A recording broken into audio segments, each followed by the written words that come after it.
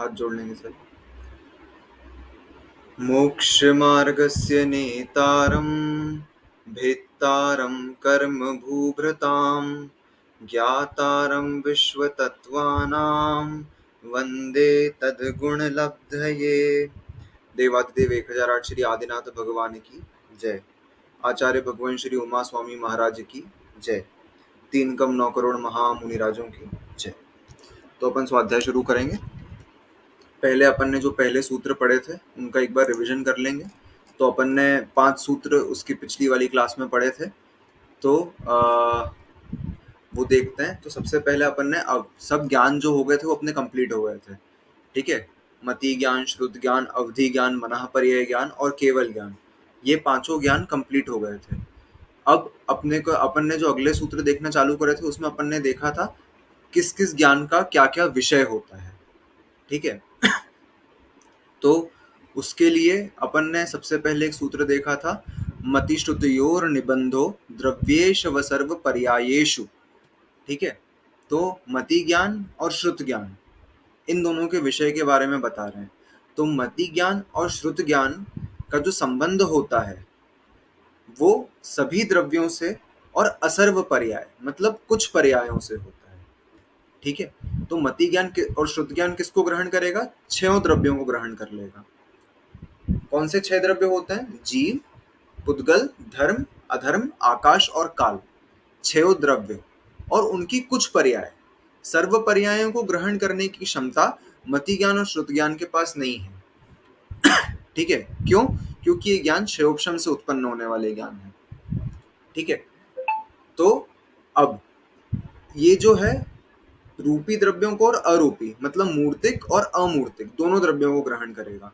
तो मूर्तिक तो अपने को दिखते हैं इसलिए अपन ग्रहण करने में आ जाते हैं। पुद्गल द्रव्य अपने को दिख रहा है सामने, ठीक है। हमारा शरीर हमको दिख रहा है, आसपास जितनी भी चीजें हमको ये सब पुद्गल दिख रही हैं, जो भी दिख रहा है सब पुद्गल है। बाकी सारे द्रव्य अजीब होते हैं, सॉरी अमूर्तिक होते हैं। तो अमूर्तिक होने के कारण दिखाई नहीं देते हैं। तो इनको ग्रहण कैसे करता है? तो श्रुत ज्ञान के माध्यम से ग्रहण करता है। कैसे? तो श्रुत ज्ञान में ग्रंथों में जो लिखा है, आचार्यों ने जो बताया है, परंपरा से जो तीर्थंकरों की परंपरा से आचार्य जो बताते आ रहे हैं कि धर्म द्रव्य का स्वरूप ऐसा है जो हमको चलने में सहायक होता है, अधर्म द्रव्य का स्वरूप ऐसा है जो हमको रुकने में सहायक होता है, ठीक है। जीव द्रव्य, तो जीव द्रव्य संसारी अवस्था में तो मूर्तिक होता है। क्यों? क्योंकि कर्मों से सहित होता है। तो कार्मान शरीर है, औदारिक शरीर है, ठीक है, ये सारे शरीर होते हैं। तो शरीर जो है वो पुद्गल से बना हुआ है, तो इसीलिए वो तो ग्रहण करने में आ जाता है। लेकिन जो मुक्त आत्मा है, सिद्ध परमात्मा है, वो अरूपी होते हैं, अमूर्तिक होते हैं। शुद्ध जीव द्रव्य जो है वो अमूर्तिक है। तो वो कैसे होते हैं? वो 8 गुणों से सहित होते हैं, ठीक है। इसके अलावा अनंत गुण और होते हैं उनमें। तो ये हमने जो ग्रहण करा वो कैसे ग्रहण करा? तो हमने ग्रंथों को पढ़ के ग्रहण करा, आचार्यों ने जो सूत्र लिखे, गाथाएं लिखी, उनको पढ़ के ग्रहण करा। तो सभी द्रव्यों को और कुछ पर्यायों को जो ग्रहण करने वाला ज्ञान होता है वो मति ज्ञान और श्रुत ज्ञान होता है। इसके बाद अवधि ज्ञान का विषय बताया था, तो रूपीष्ववधे ये सूत्र था। तो रूपी पदार्थों को ग्रहण करने वाला अवधि ज्ञान होता है, ठीक है। तो अवधि ज्ञान अपन ने देखा ही था, डेफिनेशन में पढ़ा था, द्रव्य क्षेत्र काल की मर्यादा के साथ जो रूपी पदार्थों को ग्रहण करता है सीधे आत्मा से बिना इंद्रिय मन की सहायता के, वो अवधि ज्ञान कहलाता है, ठीक है। तो अब इसको रूपी ज्ञान को रूपी पदार्थों को ग्रहण करेगा। तो रूपी पदार्थ कितने सूक्ष्म हो सकते हैं? परमाणु जितने सूक्ष्म हो सकते हैं सर्वावधि ज्ञान में, ठीक है। और कितने विशाल हो सकता है उसका विस्तार? तो सर्वलोक को जान ले इतना बड़ा, ठीक है। पूरा लोक जान ले इतना, पूरे लोक के रूपी पदार्थों को जान ले इतना सर्वावधि ज्ञान का विषय होता है, ठीक है। और कम से कम तो कितना भी हो सकता है कि यहाँ से सपोज 5 किलोमीटर दूर तक का जान लेगा, 10 किलोमीटर दूर तक का जान लेगा, ठीक है।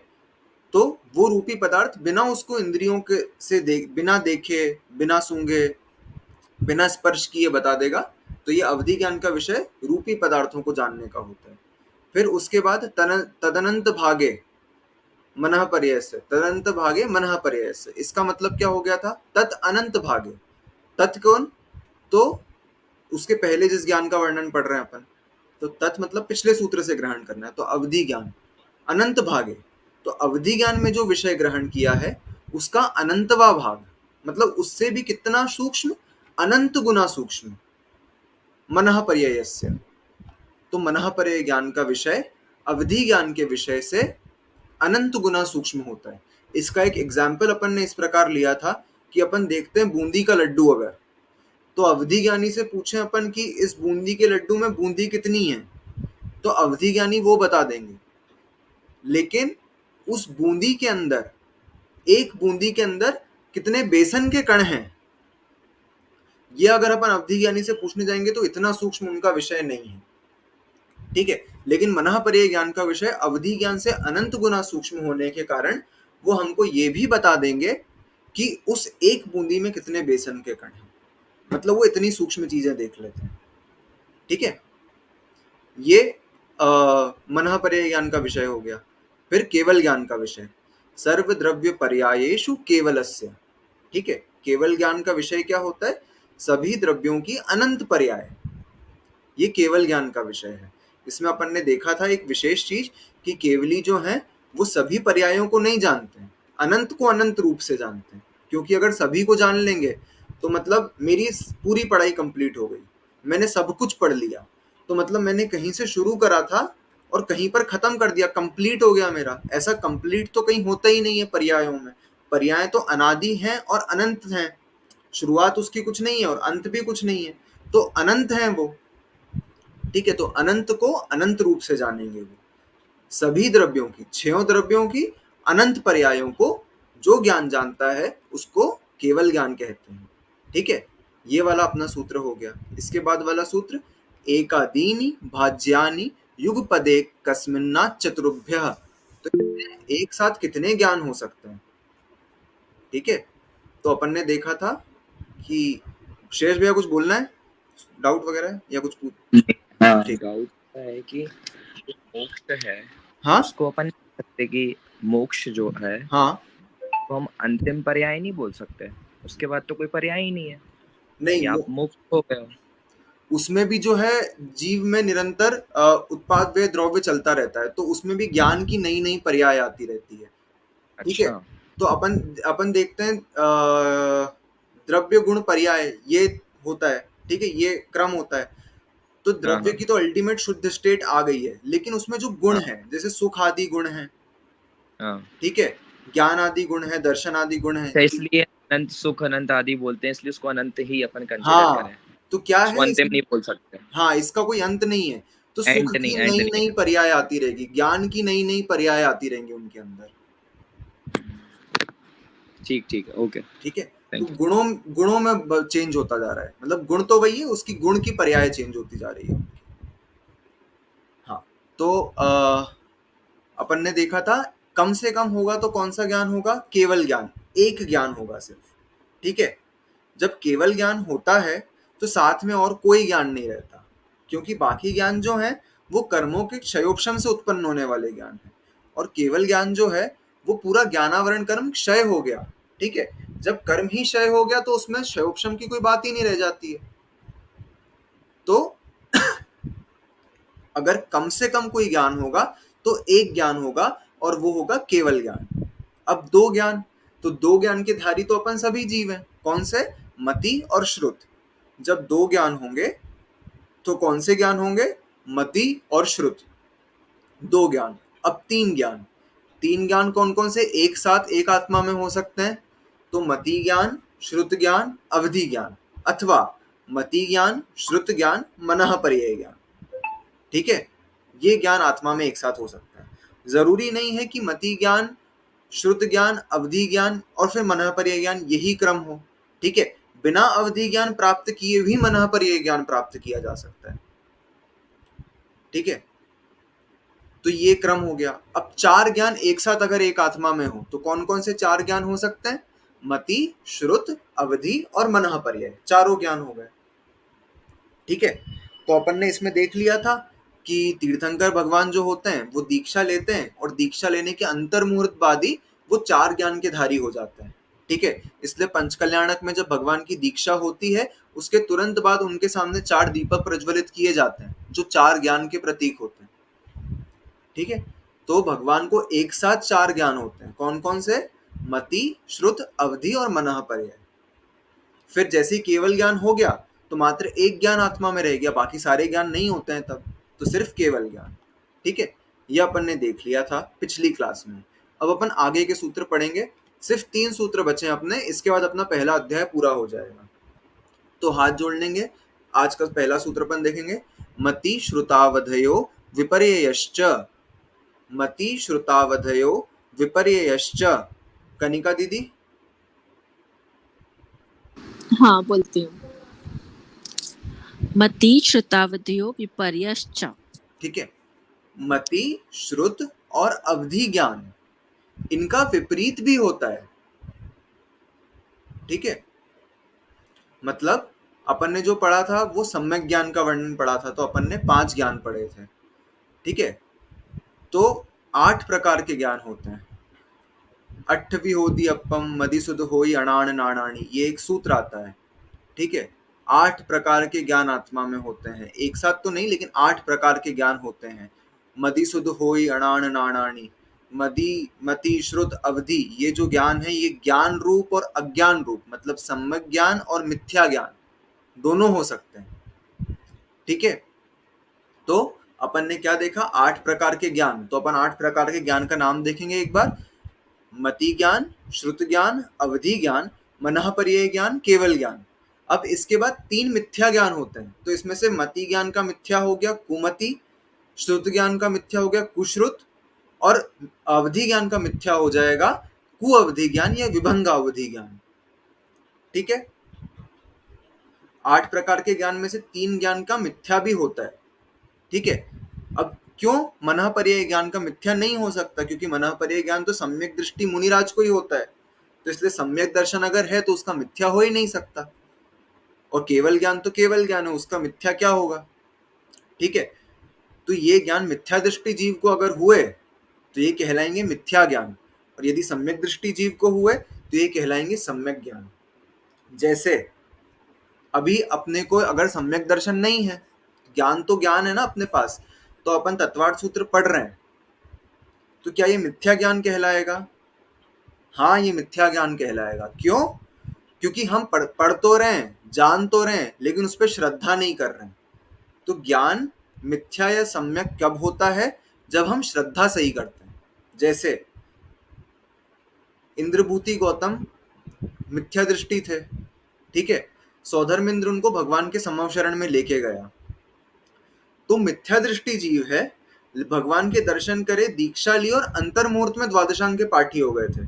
तो अंतर्मुहूर्त में ऐसा क्या हो गया? सिर्फ सम्यक दर्शन हुआ। जैसे ही सम्यक दर्शन होता है, जितना ज्ञान आपके पास है वो पूरा का पूरा अपने आप सम्यक ज्ञान हो जाता है। ठीक है, युगपत होता है सम्यक दर्शन और सम्यक ज्ञान, मतलब there is no time difference. ठीक है, एक समय का भी अंतर नहीं रहेगा। जैसे ही आपको सम्यक दर्शन हुआ, आपका पूरा ज्ञान अपने आप सम्यक ज्ञान हो जाएगा। ज्ञान तो ज्ञान है, उसमें कोई सम्यक और मिथ्या नहीं है। ठीक है, आपकी श्रद्धा पर सब डिपेंड करता है। जैसे कोई दूध वाला आया, ठीक है, उससे अपन ने दूध लिया, और फिर वो हमारे पड़ोसी क्या गया, उसको भी दूध दिया, लेकिन हमारा जो सपोज हमने किसी तपेली में दूध लिया था, अब तपेली में पुराना दूध बासी रखा हुआ था, उसको धोया नहीं था अच्छे से, ठीक है, या कोई खटाई वगैरह रखी हुई थी, तो दूध वही है, लेकिन क्या हुआ, हमारा पात्र खराब था। ठीक है, पात्र ठीक नहीं था जिसमें हमने दूध लिया, तो हमारा दूध फट जाएगा, और पड़ोसी ने वही दूध लिया है तो वो दूध सही रहेगा। ऐसे ज्ञान तो ज्ञान है, लेकिन हमारा श्रद्धा जो है वो उस ज्ञान को सम्यक करेगा या मिथ्या करेगा। ठीक है, तो यही 3 ज्ञान यदि मिथ्या दृष्टि को होंगे तो कुमति, कुश्रुत और विभंगावधि कहलाएंगे, और यही ज्ञान सम्यक दृष्टि को होंगे तो मति, श्रुत और अवधि ज्ञान कहलाएंगे। ठीक है, ये हो गया इस सूत्र का मतलब। अब अपन आगे देखेंगे, बड़ा सूत्र है, मैं इसको टुकड़ों टुकड़ों में पढ़ूंगा। ठीक है, उसके बाद अपन इसका अर्थ देखेंगे। सदस्तोर विशेषाद द्रक्षोपलब्धे रुन्मत्तवत्। सदस्तोर विशेषा द्रक्षोपलब्धे रुन्मत्तवत्। सदस्तो रविशेषा द्रक्षोपलब्धे रुन्मत्तवत। श्रेयस भाई एक बार पढ़ोगे सूत्र को? सादसतो हाँ रविशेषस्य द्रक्षोपलब्धे रुन्मत्तवत्। ठीक है, तो इसको अपन देखते हैं क्या कहता है ये सूत्र। सदस्तो रविशेषाद मतलब सत और असत, अच्छा अथवा बुरा की विशेषता जिसमें नहीं होती। ठीक है, सत्य और असत्य, सत और असत, अच्छा और बुरा की विशेषता लिए बिना, ठीक है, ये विशेषता लिए बिना अपनी रुचि के अनुसार, अपने मन से, अपनी द्यदक्षोपलब्धे मतलब अपनी रुचि के अनुसार, अपने मन से जो चीजों को ग्रहण करता है, वस्तु को ग्रहण करता है या जीता है। रुन्मत्तवत मतलब पागल पुरुष के समान। ठीक है, अच्छा या बुरा की सोच ही नहीं रहा है, अपने मन से चल रहा है, जो मन में आ रहा है वो कर रहा है। किसके समान? पागल पुरुष के समान या उन्मत्त पुरुष के समान। ठीक है, रुन्मत्तवत मतलब उन्मत्त पुरुष के समान, शराबी पुरुष के समान। तो वो जो ज्ञान, जिस ज्ञान के कारण से वो ऐसा कर रहा है, वो ज्ञान मिथ्या कहलाता है। ठीक है, ऐसा ज्ञान जिसमें अच्छे और बुरे की कोई विशेषता का विवेक ही नहीं है, अपनी रुचि से चल रहा है, अपने मन से कुछ भी आचरण कर रहा है। किसके समान? पागल पुरुष के समान, शराबी पुरुष के समान, उन्मत्त पुरुष के समान। वो ज्ञान मिथ्या ज्ञान है। ठीक है, जैसे अब जैसे कोई शराबी है तो वो क्या करता है, उसको पता नहीं मेरा घर कौन सा है, पड़ोसी का घर कौन सा है, किसी भी घर में घुस जाएगा, उसको बिस्तर और नाली में फर्क ही नहीं समझ में आ रहा है, कहाँ सो रहा है उसको होश ही नहीं है। ठीक है, अपने मन से आचरण कर रहा है वो।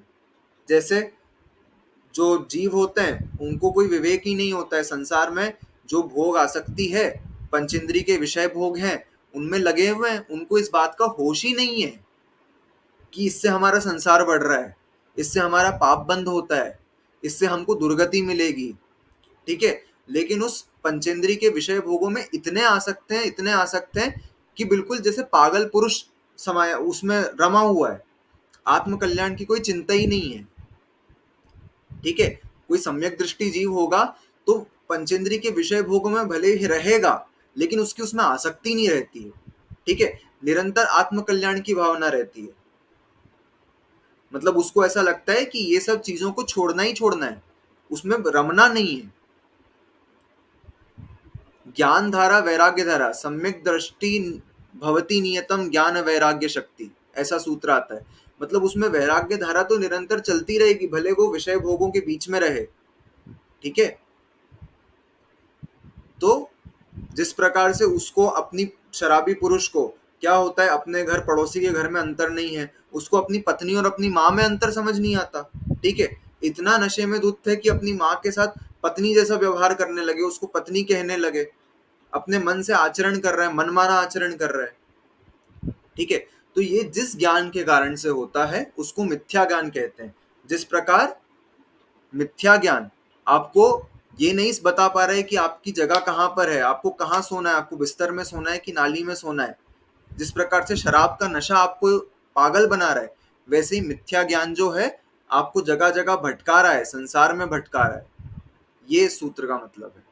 ठीक है, सत और असत का विचार नहीं है उसमें, सत्य क्या है और असत्य क्या है, आपकी आत्मा के लिए अच्छा क्या है और बुरा क्या है। ठीक है, तो सत्य और असत्य का विषय के विचार नहीं है जिस ज्ञान में, अपने मन से आचरण होता है, अपनी रुचि से चीजों को ग्रहण करता है, उन्मत्त पुरुष के समान, तो उस ज्ञान को मिथ्या ज्ञान कहते हैं। अब अपन आखिरी सूत्र देखेंगे इस अध्याय का। तो आखिरी सूत्र है नैगम संग्रह व्यवहार रजसूत्र शब्द समभिरूढ़े वम भूता नयाः। नैगम संग्रह व्यवहार रजुसूत्र शब्द समभिरूढ़े वम भूता नयाः। ठीक है, सौरभ भाई एक बार सूत्र पढ़ोगे?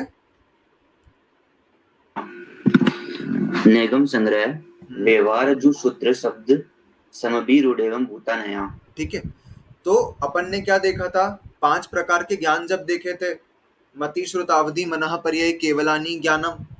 ठीक है। तो उसके बाद एक सूत्र आया था तत्प्रमाणे, ये ज्ञान प्रमाण थे।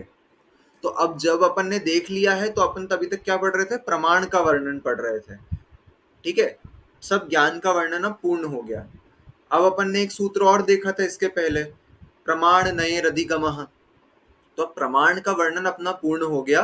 अंतिम सूत्र में उन्होंने नय का वर्णन किया है। नय क्या होता है, तो नय ये होता है कि जब अपन किसी भी वस्तु का एक देश कथन करें, ठीक है। नय क्या होता है, किसी भी वस्तु का एक देश कथन करना, ये नय कहलाता है। या फिर अपन किस अपेक्षा से कह रहे हैं, ये नय कहलाता है, ठीक है। जैसे मैं चाचा भी हूं और मामा भी हूं, तो अपने भतीजे की अपेक्षा से देखें तो हम चाचा हैं, और भांजे की अपेक्षा से देखें तो हम मामा हैं, ठीक है। तो ये एक देश कथन करा मैंने अपने भतीजे की अपेक्षा से कथन करा, तो मैं चाचा हो गया। और एक देश कथन मैंने अपने भांजे की अपेक्षा से करा, तो मैं मामा हो जाऊंगा, ठीक है। जैसे सीता पत्नी भी है, बेटी भी है, जनक की बेटी है, राम की पत्नी है, ठीक है। तो एक साथ इतने गुण आ रहे हैं, लेकिन अपेक्षा से कथन करना, तो वक्ता की अपेक्षा को भी नय कहा जाता है। किस अपेक्षा से कह रहा है वक्ता, ठीक है। तो 7 प्रकार के नयों का वर्णन अपन ने इसमें देख लिया। कौन कौन से नय होते हैं 7 प्रकार के, तो नैगम, संग्रह, व्यवहार, ऋजुसूत्र, शब्द, समभिरूढ़ और एवं भूत, ये नए होते हैं, ठीक है। 7 प्रकार के नयों का नाम देखेंगे अपन फिर से एक बार। नैगम, संग्रह, व्यवहार, ऋजुसूत्र, शब्द, समभिरूढ़ और एवं भूत, 7 नए होते हैं। अपन एक एक करके सारे नयों को समझते हैं, ठीक है। तो नैगम नय का विषय क्या होता है, जब भी किसी अपन अनिष्पन्न कार्य, मतलब ऐसा कार्य जो हमने संकल्प तो कर लिया कि हम करेंगे लेकिन अभी पूरा नहीं हुआ है, ऐसे कार्य की हम बात करें तो उसको नैगम नय से कहेंगे, ठीक है। अनिष्पन्न कार्य को जो नय ग्रहण करता है उसको नैगम नय कहते हैं, ठीक है। जैसे अभी मैंने सोचा कि मैं खाना बना रहा हूं, ठीक है। तो मैंने खाना बनाऊंगा, अब मैं क्या कर रहा हूँ, आटा निकाल रहा हूँ, सब्जियां निकाल रहा हूँ फ्रिज में से। अब कोई मम्मी आई, तो मम्मी ने पूछा कि क्या कर रहे हो, तो मैंने बोला मैं खाना बना रहा हूँ। तो अभी क्या मैं खाना बना रहा हूँ, नहीं, अभी मैं खाना बनाने की तैयारी कर रहा हूँ, ठीक है। हमने संकल्प कर लिया है कि हम खाना बनाएंगे, लेकिन अब अभी हम खाना बनाने की तैयारियां कर रहे हैं, ठीक है। तो इसको कहेंगे हम नैगम नय से खाना बना रहे हैं, मतलब अभी कार्य पूरा नहीं हुआ, हमने सिर्फ संकल्प करा है कि हम करेंगे। जैसे कहीं जाने वाले हो और बैग पैक कर रहा था मैं मेरा, तो किसी ने बोला कहाँ जा रहे हो, तो हमने बोला कि कुंडलपुर जा रहे हैं। तो क्या मैं कुंडलपुर के लिए निकल गया हूँ, नहीं, अभी मैंने सिर्फ संकल्प कर लिया है मन में कि मैं वहां जा रहा हूँ और अपनी पैकिंग कर रहा हूँ, ठीक है। लेकिन हमने नैगम नय से बोला कि हम वहां जा रहे हैं, जबकि हम वास्तविकता में जा नहीं रहे, अभी सिर्फ संकल्प किया है, ठीक है। तो अनिष्पन्न कार्य, मतलब जिसका संकल्प कर लिया है और तैयारी कर रहे हैं उसकी, उसको जो नय ग्रहण करे वो नैगम नय कहलाता है, ठीक है। संग्रह नय क्या होता है, किसी जाति में भेद न करना और सबको एक रूप ग्रहण कर लेना, ये संग्रह नय का विषय है, ठीक है। जैसे मैंने अपने में और तिर्यंश में कोई भेद ही नहीं करा, वो भी जीव मैं भी जीव, देव गति में जो जीव है वो भी जीव, ठीक है। तो हमने किसी में कोई भेद ही नहीं करा, चींटी में और मुझ में कोई भेद नहीं है। तो किस नय से कोई भेद नहीं है, संग्रह नय से कोई भेद नहीं है, ठीक है। हम सभी जीव हैं, अब हमने इसमें भेद कर लिया। त्रस जीव, स्थावर जीव क्या हो गए, जिनकी एक इंद्री होती है, और त्रस जीव जिनके 2, 3, 4 अथवा 5 इंद्री होती है, ठीक है। तो ये भेद पड़ गए। अब त्रस जीवों में भी अनेक भेद होते हैं, तो हमने सिर्फ त्रस जीव कहा, तो 2, 3, 4, 5 इंद्री वाले जितने हैं वो सब एक साथ आ गए, तो ये भी एक प्रकार से संग्रह नय हो गया, ठीक है। अब हमने सिर्फ पंचेंद्रीय जीव को ग्रहण करा, तो पंचेंद्रीय में कौन कौन आ जाएगा, मनुष्य, तिर्यंश, देव, नारकी, सब पंचेंद्रीय हो गए, ठीक है। तो हमने सिर्फ पंचेंद्रीय बोला है, तो ये संग्रह नय है। अब इसमें गति की अपेक्षा कर दी हमने तो ये अलग अलग हो गए, ठीक है। तो कोई डिवीजन नहीं है जिसमें, किसी जाति में कोई विरोध नहीं है, सबको एक साथ ग्रहण कराया हमने, तो इसको कहेंगे संग्रह नय। फिर व्यवहार नय। व्यवहार नय क्या होता है? संग्रह नय का उल्टा।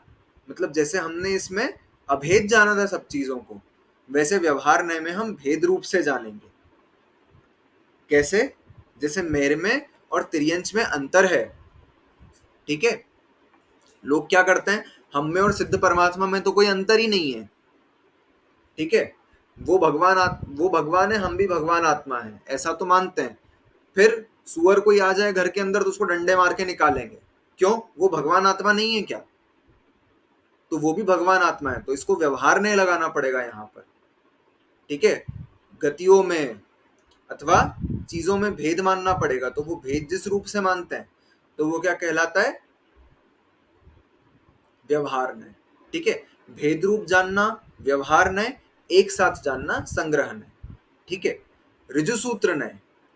ऋजु सूत्र नय जो है वो दो प्रकार का होता है, स्थूल ऋजु सूत्र नय और सूक्ष्म ऋजु सूत्र नय। तीन प्रकार के, दो प्रकार का ऋजु सूत्र नय हो गया, स्थूल ऋजु सूत्र और सूक्ष्म ऋजु सूत्र नय। स्थूल ऋजु सूत्र नय की डेफिनेशन क्या होती है? जो एक समयवर्ती पर्याय को ग्रहण करे, ठीक है। अब स्थूल ऋजु सूत्र क्या होता है? जैसे मेरी मनुष्य पर्याय चल रही है अभी, तो अभी ये कितनी चलेगी? सपोज 60 वर्षों तक चलेगी, तो मेरी एक पर्याय को ये एक बार में ग्रहण कर रहा है, एक समयवर्ती की मेरी वर्तमान मनुष्य पर्याय है और ये 60 वर्षों तक चलेगी, तो ये स्थूल। अब सूक्ष्म मतलब और बारीकी से, तो हर समय हर सेकंड मेरी उम्र बढ़ती जा रही है, तो मेरी पर्याय बदलती जा रही है, मैं बूढ़ा होता जा रहा हूँ, ठीक है, मेरी उम्र बढ़ती जा रही है। तो इतना सूक्ष्म प्रति समय के विषय को जो ग्रहण करे वो सूक्ष्म ऋजु सूत्र नय कहलाएगा। और स्थूल ऋजु सूत्र नय क्या होता है? अपन ने एग्जांपल समझो तो एक बार में थोड़े बड़ी पर्याय को ग्रहण कर ले, जैसे मनुष्य पर्याय पूरी एक साथ ग्रहण कर ली। और सूक्ष्म ऋजु सूत्र में एक एक समयवर्ती अपन नहीं बता सकते हैं, ये बताने का विषय ही नहीं है अपना। एक एक समयवर्ती हम कैसे पकड़ेंगे? तो बहुत सूक्ष्म होता है, ये तो केवली भगवान के ज्ञान में आता है, ठीक है। अब ये ऋजु सूत्र नय हो गया। अगला आता शब्द नय। शब्द नय क्या होता है? जिसमें अपन बोलते समय व्याकरण पे ध्यान नहीं देते, तो भी अपन उस सेंटेंस को सही मानते हैं कभी कभी, ठीक है। जैसे पिताजी आ रहे हैं, तो अब पिताजी एक है कि बहुत सारे हैं? तो पिताजी तो एक ही है, लेकिन आ रहे हैं, तो आ रहे हैं क्या होता है? ये बहुवचन नहीं हो गया? तो अपन बोलते समय व्याकरण कभी कभी गलत भी बोल देते हैं, ठीक है, लेकिन उसको सही माना जाता है। तो किस अपेक्षा से सही माना जाता है? शब्द नय की अपेक्षा से सही माना जाता है, ठीक है। नहीं तो एक वचन के कर्ता के साथ एक वचन का ही आगे का सेंटेंस बनना चाहिए, बहुवचन के साथ बहुवचन का बनना चाहिए, लेकिन नहीं। जैसे पर्यायवाची शब्दों को देखो तो जलज, नीरज, पंकज, ये सारे शब्द जो हैं इनको अपन क्या ग्रहण करते हैं? किसी ने जलज बोला, नीरज बोला, पंकज बोला, तो अपन कमल के फूल को ग्रहण करेंगे। लेकिन शब्दों का अपन एक्चुअल अर्थ देखें तो हर किसी का अलग अलग आएगा, ठीक है। तो जो व्याकरण को ध्यान ना दे तो भी अपन उसको सही मान लें, तो ये शब्द नय होता है, ठीक है। अब समअभिरूढ़ नय। समअभिरूढ़ नय जो है वो शब्द नय का उल्टा, जिसमें व्याकरण पर स्ट्रिक्ट ध्यान देना जाए, तो वो समअभिरूढ़ नय कहलाएगा। जैसे पिताजी आ रहे हैं इज नॉट एक्सेप्टेबल इन समअभिरूढ़ नय, ठीक है। वहां बोलना पड़ेगा पिताजी आ रहा है, क्योंकि वो एक है तो आगे एक वचन लगेगा। जिसमें व्याकरण पर ध्यान दिया जाए, विशेष ध्यान दिया जाए, सिर्फ ध्यान नहीं विशेष ध्यान दिया जाए, वो समअभिरूढ़ नय कहलाएगा, ठीक है। जलज और पंकज में यहाँ पर अंतर हो जाएगा। जो जल में उत्पन्न हो वो जलज, और जो पंक अर्थात कीचड़ में उत्पन्न हो वो पंकज, ठीक है। यहाँ पर उसका अर्थ एक नहीं होएगा, अब अलग अलग अर्थ हो गया इसका, ठीक है। ये हो गया समअभिरूढ़ नय। और आखिरी नय होता है एवं भूत नय। एवं भूत नय मतलब जो वर्तमान में जो क्रिया चल रही है उस संबंधी पर्याय को ग्रहण करें, वो होता है एवं भूत नय।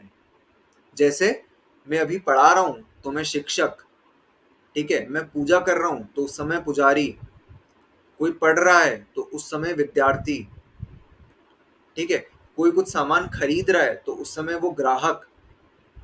तो वर्तमान क्रिया संबंधी पर्याय को जो ग्रहण करता है वो एवं भूत नय कहलाता है। 7 प्रकार के नय देख लिए अपन ने, कौन कौन से? नैगम नय। नैगम नय क्या होता है? जो अनिष्पन्न कार्य, मतलब जिसका संकल्प हो गया है मगर उस कार्य को अभी पूरा नहीं किया गया है, सिर्फ संकल्प किया है, उसके लिए काम कर रहा है, तो ये नैगम नय। संग्रह नय, जो किसी जाति में विरोध ना करे, सबको एक रूप ग्रहण करे, संग्रह नय। जो अलग अलग ग्रहण करे वो व्यवहार नय। ऋजुसूत्र नय, जो एक समयवर्ती पर्याय को ग्रहण करे। शब्द नय, जिसमें व्याकरण पर ध्यान न दिया जाए बोलते समय, वो शब्द नय। समभिरूढ़ नय, जिसमें व्याकरण पर विशेष ध्यान दिया जाए। एवं भूत नय, जो वर्तमान पर्याय को ग्रहण करे वो एवं भूत नय। तो ये 7 प्रकार के नय होते हैं। किसी को कोई डाउट है? नहीं भाई, बहुत अच्छा समझाया, इजी वे में। ठीक है, तो हो गया। इसके साथ अपने पहला अध्याय के सारे सूत्र कंप्लीट हो गए हैं। ठीक है, अब हमें टेस्ट लेना है, मतलब तुम टेस्ट टेस्ट डिसाइड करो कितने दिन बाद लोगे, क्योंकि किसी ने आज की नहीं की होगी, हम भी पुराना रिवाइज करेंगे। हाँ ठीक तो है, तो बताओ। सब पुराना रह पुराना गया वो। रिवाइज कर लेना, अपन ग्रुप में डिस्कस कर लेंगे एक बार कैसा क्या रहता है। गूगल फॉर्म्स पे ले लेंगे सिंपल सा। हाँ हाँ हाँ हाँ, सिंपल नहीं, टफ बनाना थोड़ा, हाँ कुछ टफ भी मतलब क्वेश्चन जिसमें होंगे। सबका हो जाए वैसा डिसाइड कर लेंगे अपन। तो एक डेट जिसमें 1 हफ्ते का टाइम ले लेते हैं, सबका रिवाइज हो जाएगा। अरे हाँ, तो भाई एक ये काम करते हैं, अब ये जो बाकी है। अपकमिंग संडे है इसको स्किप करके जो नेक्स्ट संडे आएगा वैसे रख लेते हैं, हाँ ऐसा ऐसा करो। कर लो, हाँ ठीक है, नेक्स्ट संडे ठीक जो है। आता है उसमें रख लेंगे। तब तक रिवाइज भी करना, कोई डाउट भी आए तो वो भी पूछ लेंगे। हाँ ठीक है, डन। ठीक है, तो अभी आज जितना पढ़ा है उतना तो समझ में आ गया है। हाँ ठीक है, तो अपन एक बार जिनवाणी स्तुति करेंगे। सौरभ भैया आवाज आ रही है, माइक बंद कर लो। हाँ, तो जिनवाणी स्तुति के लिए हाथ जोड़ लेंगे सभी। शास्त्र पठन में मेरे द्वारा यदि जो कहीं कहीं प्रमाद से कुछ अर्थ वाक्य पद मात्रा छूट गई, सरस्वती मेरी उस त्रुटि को कृपया क्षमा करें और मुझे कैवल्य धाम में मां विलंब धरें। वांछित फलदात्री चिंतामणि सदृश मात्र तेरा, वंदन करने वाले मुझको मिले पता मेरा। बोधि समाधि विशुद्ध भावना आत्म सिद्धि मुझको मिले और मैं पा जाऊं मां मोक्ष महासुख को। द्वादशांग जिनवाणी मातेश्वरी की जय। एक बार काय उत्सर्ग करना।